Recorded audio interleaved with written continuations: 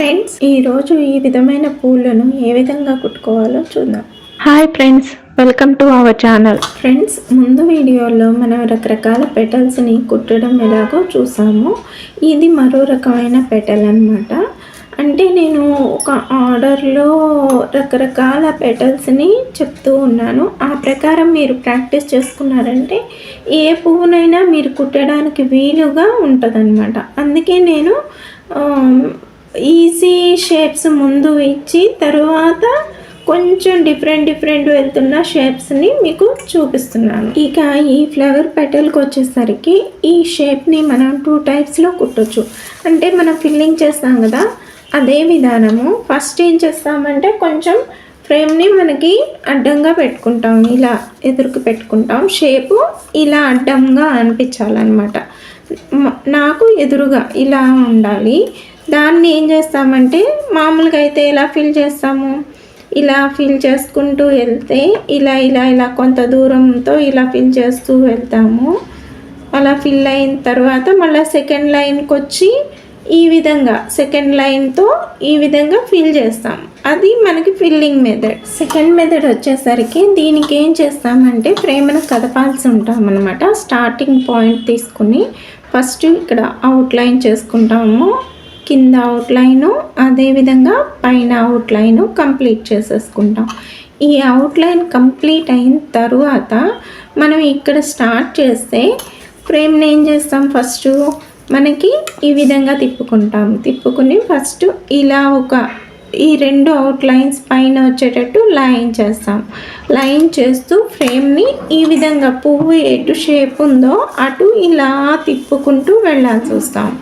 ఇలా ఫింగర్స్తోనే తిప్పాల్సి ఉంటాం అన్నమాట.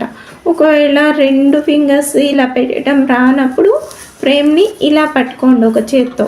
ఈ విధంగా ఫ్రేమ్ని ఇలా పట్టేసుకుని ఫింగర్స్తో ఒక చేతిని ఇక్కడ పెట్టుకుని వాలుగా ఇలా తిప్పుకుంటూ ఇలా ఈ విధంగా తిప్పుకుంటూ ఇలా వచ్చి ఇక్కడ ఎండ్ అయిపోవాలన్నమాట.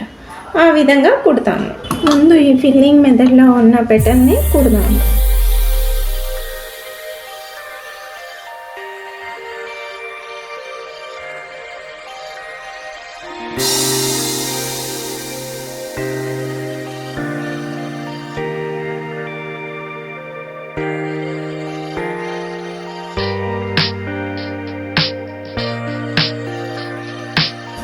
ఇది ఫిల్ చేస్తూ కుట్టాను, ఈ విధంగా ఫిల్ చేసుకుంటూ కుట్టాను. ఇప్పుడు ఇది చూడండి,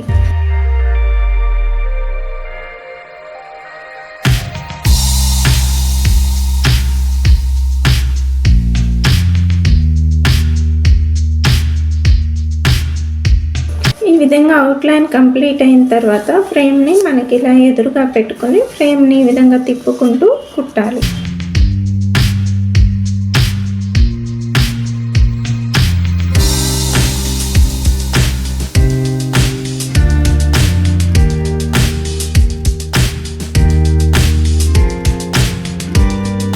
నేను ఇప్పుడు ఈ విధానంలో ఈ పెద్ద పెటల్స్ని ఫిల్ చేస్తున్నాను.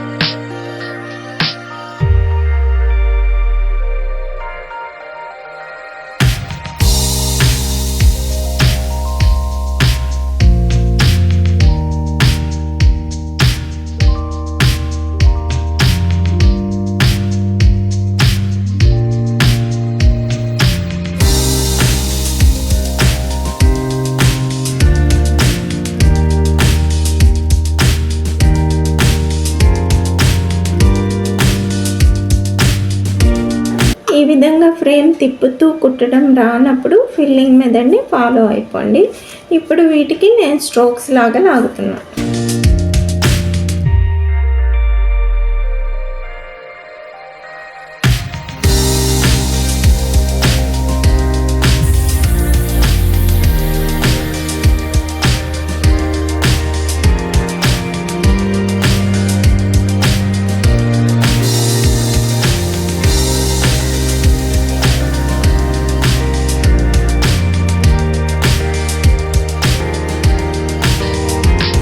ఈ విధంగా స్ట్రోక్స్ లాగి బూటీ వేసుకున్న తర్వాత ఇలా ప్లెయిన్గా ఉంచినా కానీ మన క్లాత్ కలర్ కనబడుతూ బాగానే ఉంటుంది. లేదు అనుకుంటే వేరొక దారం తీసుకుని మామూలు రన్నింగ్ స్టిచ్తో నీట్గా ఫిల్ చేసుకుంటూ వెళ్తే ఇంకా అందంగా ఉంటుంది.